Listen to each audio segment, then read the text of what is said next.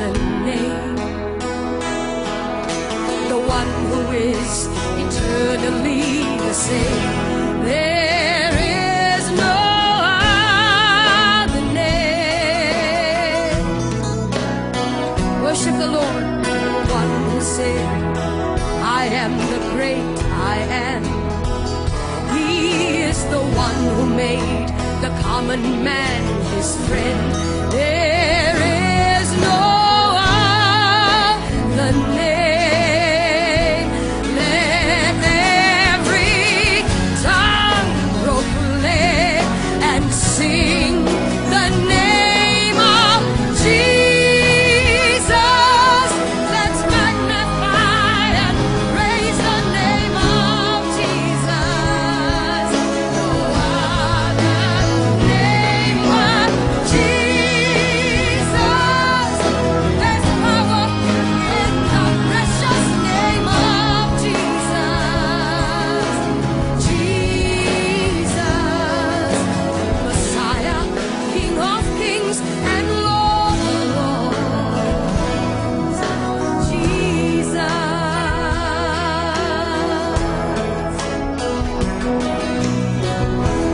I was not born in a Pentecostal Christian family, church. I was born in an Orthodox priesthood Hindu family. I was born in a Hindu family to Brahmin priests. My grandfather, my great-grandfather, and my great-great-grandfather were Hindu priests. It was unthinkable and offensive for a daughter of a granddaughter of a priest to come away from that system. I was so hungry for God. I was so thirsty for God. When I was born at the age of 6 days old, I was dedicated to Hindu demons in a cave temple. I was left in a cave temple, and from that moment on, my mind, my spirit, and my soul was overtaken by demonic forces that I had no control over. I could not control these forces. They controlled me. Every decision I made, everything I became. I began to learn to worship the names of over 2,000 gods. Over 2,000 gods by memory. It was required of me. It was required of the priesthood. And I, as an obedient daughter of a priest or granddaughter of a priest, I learned the names of 2,000 gods. At the age of 19 or 20, I was so hungry for God, but I did not know His name, where He was, who He is. And so I started a journey of pain and darkness. At the age, in my late teens, in 1920, I became discipled under a witch. And the reason I went into that was not to harm anyone, but to find God. Any which way at all. When you're hungry, you get desperate. And when you're desperate, you will do anything to find God. And so I went after Him. And I didn't find Him in the pages of Hinduism. I didn't find Him in the pages of the priesthood creed. I didn't find Him in the pages of mantras and prayers that I was taught to believe in. I didn't find Him in the rooms of temples. Huge temples. I would go into that and want to look for God. There was one time I was in southern India, and there was in this temple. I went in and I opened the curtain. There was a veil that divided the holy area from the rest of the public. Well, I couldn't wait. I had no authority to go into that area. Only a male priest could go in there.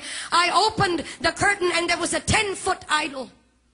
12 arms, 12 faces, myriad number of eyes. He didn't see me. He couldn't hold me.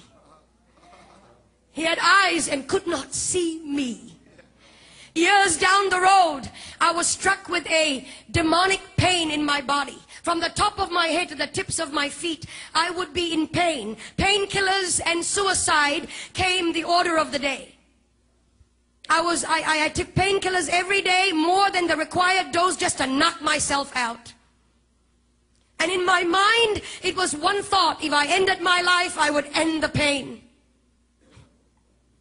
And so I was sitting at the edge of my bed, possibly on the last day of my life on this planet. Sometimes, when it all looks lonely, You feel that nobody really cares. Hear me, young people. He's watching over you. He's watching over you. And it may not be tangible, but He's over you.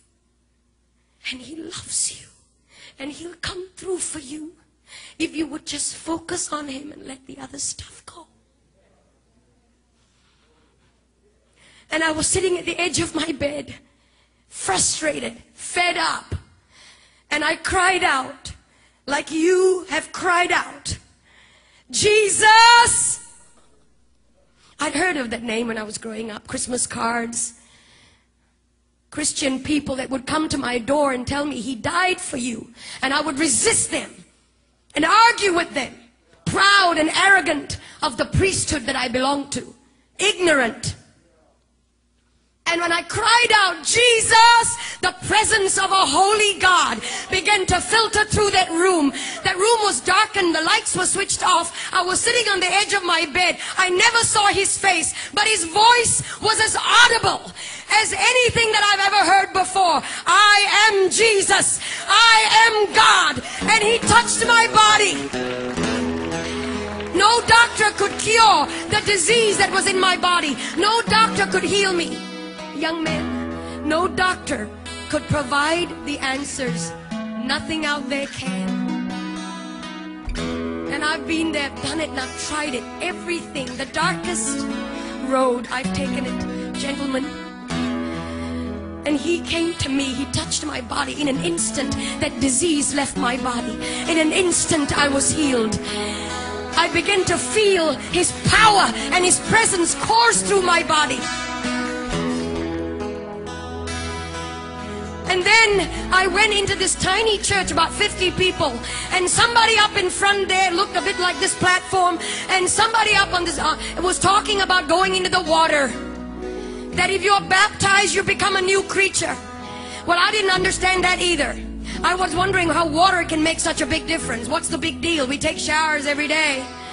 I went up to this preacher man and I said, will you put me in this water? Because everything and anything He wants me to do, I'm ready to do it.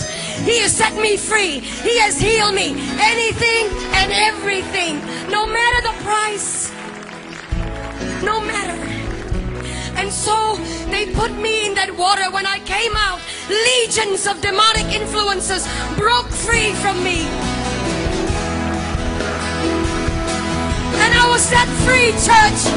And today, depression is going to go. Heart disease is going to flee. Jesus is in this house. He's here. And if you will shout unto God, say Jesus. Shout Jesus.